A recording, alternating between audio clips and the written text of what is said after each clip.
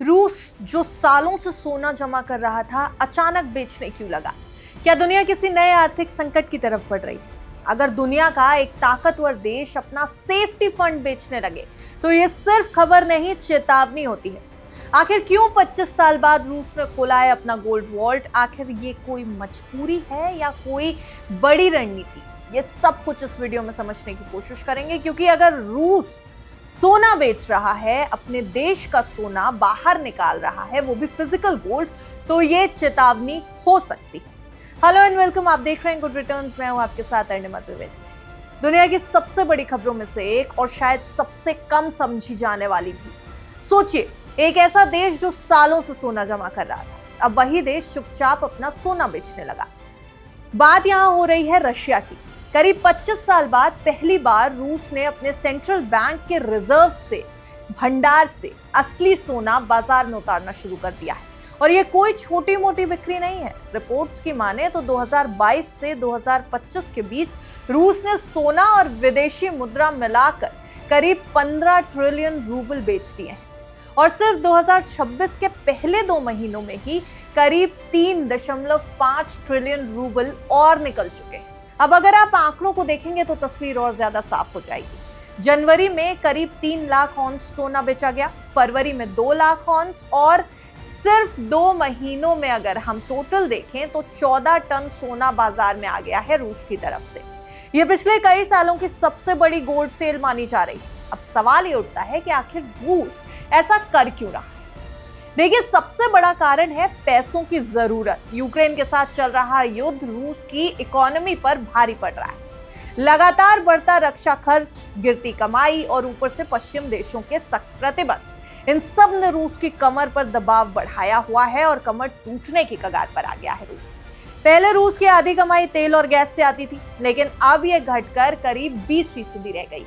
यानी सबसे बड़ा रेवेन्यू सोर्स ही कमजोर पड़ चुका है। इसके साथ ही रूस का बजट घाटा भी बढ़ रहा है। ऑफिशियली अगर हम आंकड़े आपको बताएं तो 2025 में ये डिफिसिट करीब 2.6% बताया गया था, 2.6%। लेकिन कई एक्सपर्ट्स मानते हैं कि असली आंकड़ा 3.4% के करीब हो सकता है, यानी 3.5% के करीब। अब एक और दिलचस्प बात सुनिए।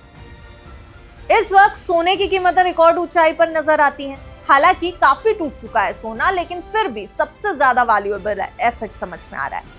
ऐसे में रूस इस मौके का फायदा उठाकर ज्यादा कीमत पर सोना बेच रहा है, जिससे ज्यादा कैश जुटाया जा सके। लेकिन यहाँ एक अहम बदलाव भी हुआ।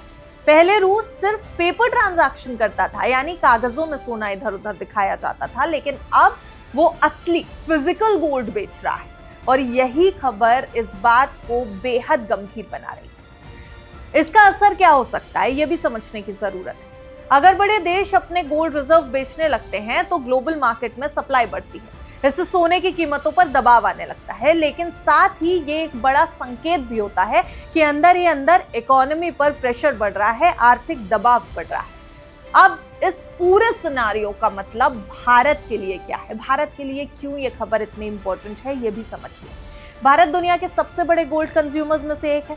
अगर कीमतों में उतार चढ़ाव आता है तो इसका सीधा असर हमारी और आपकी जेब पर पड़ेगा, ज्वेलरी मार्केट पर पड़ेगा और निवेश पर भी पड़ेगा।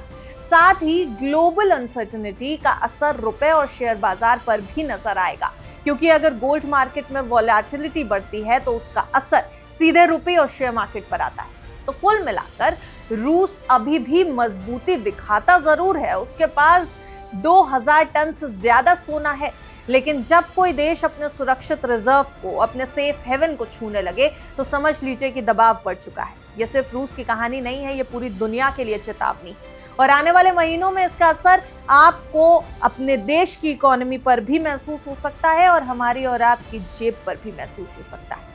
वैसे रूस के इस स्टेप को लेकर के आपकी क्या राय है? ऐसा क्यों कर रहा होगा रूस ग्लोबल अनसर्टेनिटी के बीच में? अपनी राय कमेंट सेक्शन में जरूर बताइएगा। देखते रहिए गुड रिटर्न्स।